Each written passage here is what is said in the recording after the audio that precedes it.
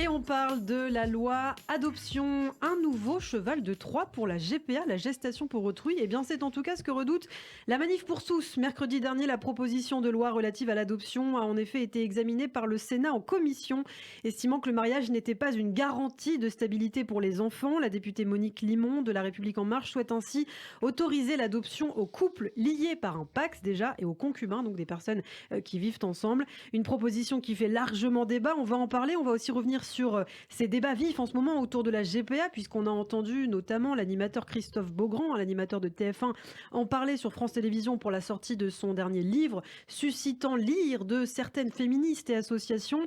Alors d'abord, qu'en est-il de cette loi proposée par Monique Limon et surtout, que disent ses détracteurs? On fait le point ce matin avec vous, Christophe. Et beaucoup de choses effectivement à dire, et notamment donc ce délicat sujet de la gestation pour autrui et de l'adoption. Et justement, peut-être peut-on commencer par l'adoption. Aujourd'hui, pour rappel, seuls les couples mariés et les célibataires peuvent adopter un enfant. Mais depuis quelques mois, le gouvernement souhaite assouplir les conditions d'adoption et notamment ouvrir l'adoption aux couples non mariés et faciliter l'adoption des enfants délaissés. Ainsi, l'Assemblée nationale avait validé en décembre dernier une proposition de loi pour assouplir ces conditions d'adoption. La principale proposition de la réforme était d'ouvrir l'adoption aux couples liés par un PACS et aux concubins.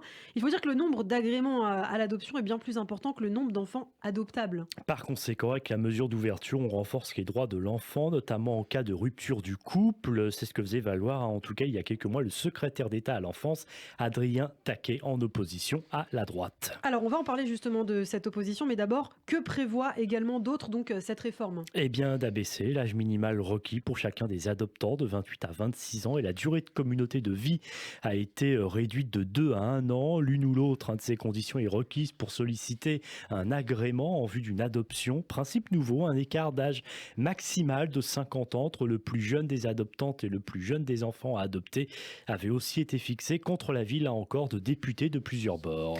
Enfin, le texte qui doit être étudié au Sénat ces 20 et 21 octobre vise par ailleurs à améliorer le fonctionnement des conseils de famille, organes de tutelle des pupilles de l'État dans les départements. Et elle entend favoriser l'adoption simple des enfants déclarés délaissés par leurs parents. À titre d'ailleurs informatif, 650 pupilles de l'État ont été adoptés en 2018, 615 enfants adoptés à l'étranger la même année.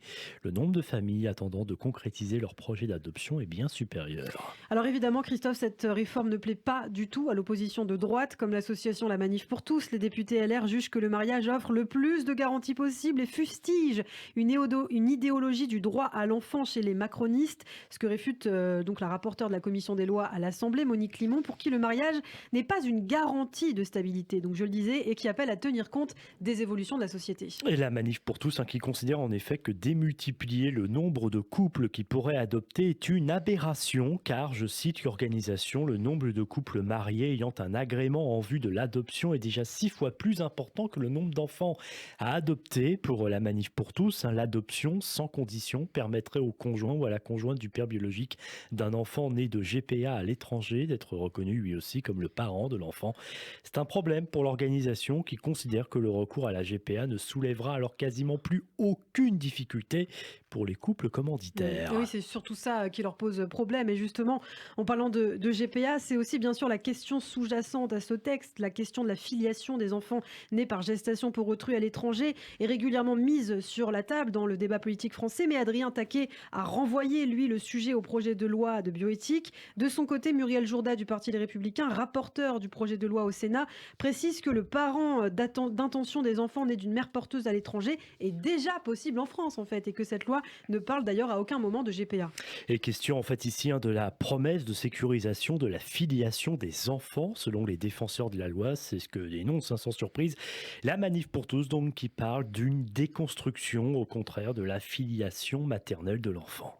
Les questions de bioéthique entrent fondamentalement en jeu. Le texte prévoit de faciliter l'adoption par les mères d'intention des enfants nés par PMA, faisant établir une filiation donc à l'état civil, y compris en cas de refus de leur compagne. Et oui, on s'en souvient de ces vifs échanges à l'Assemblée nationale en décembre sur cette fameuse disposition devant permettre pour les couples de femmes ayant eu recours à une procréation médicalement assistée à l'étranger et séparée depuis que la femme qui n'a pas accouché puisse adopter l'enfant malgré l'opposition de la mère, mais en fait depuis la loi de bioéthique a réglé la question en ouvrant la PMA aux couples de femmes en France. En tout cas, aujourd'hui, ces questions divisent profondément la société française et je le disais, l'animateur Christophe Beaugrand qui vient de publier un livre dans lequel il raconte avec son époux son parcours de gestation pour autrui, était invité de l'émission La Maison des Maternelles sur France 2, c'était lundi dernier.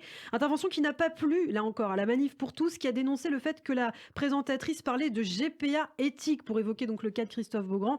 Et donc, le groupe a saisi le CSA. Elle y a dénoncé une propagande en faveur de l'autorisation de la GPA en France sans qu'aucun point de vue contradictoire ne soit développé, alors qu'en effet le recours aux mères porteuses est strictement interdit en France. Farouchement opposé à la GPA, le collectif estime qu'il s'agit d'une exploitation reproductive qui instrumentalise les femmes pour leur capacité reproductive et d'une marchandisation des bébés. Ce n'est pas la première fois qu'on entend une voix dissidente à la GPA dans le petit monde des médias. En juillet 2019, le collectif pour le respect de la personne, le CORP, qui rassemble plusieurs associations féministes, avait déjà saisi le Conseil supérieur d'audiovisuel dénonçant la banalisation de la GPA dans un épisode de la série Plus belle la vie diffusée sur France 3. Et sans réponse du CSA un an après, le CORP avait alors décidé de porter plainte en août 2020 contre le groupe France Télévisions, l'association menée notamment par la philosophe Sylviane Agacinski qui milite contre la GPA, estimait alors que plusieurs chaînes de services publics manquaient à leur obligation de neutralité après la diffusion de 2 documentaires favorables à la GPA. France Télévisions s'était pourtant défendu de prendre parti. On le voit donc, sujet extrêmement délicat encore dans notre pays. La France encore bien en retard par rapport à d'autres nations. Par exemple, en 10 ans, on a dénombré 4 fois plus de GPA au Royaume-Uni, 413 GPA en 2020 contre 117 en 2011, selon un rapport de l'université du Kent. Alors ce qu'il faut savoir, c'est que si la GPA commerciale est illégale au Royaume-Uni, la GPA dite altruiste est autorisée depuis 1985, ce qui n'est absolument pas le cas en France, mais sans que la loi donc n'ait encadré là-bas le montant du défraiement qui peut être versé à la mère porteuse. Oui, les organisations à but non lucratif qui accompagnent les couples et les mères porteuses estiment qu'il varie de 12 000 à 20 000 livres sterling, soit entre 14 000 et 23 000 euros. Mais aucune limite n'est fixée par la loi, bien qu'altruiste peut être une GPA. Il peu probable que les mères porteuses soient des femmes issues des milieux aisés ou privilégiés de la société anglaise. Et oui, le rêve d'enfant des unes rejoint les rêves de s'en sortir des autres, et ce, qu'elles soient anglaises, indiennes, ukrainiennes. Ce que dénoncent donc les détracteurs de la GPA qui parlent d'un marché qui ne cesse de croître selon eux, occultant parfois l'envers du décor. C'est vrai que 14 000 euros, c'est moindre par rapport au prix d'une GPA aux États-Unis, entre 150 000 et 200 000 euros.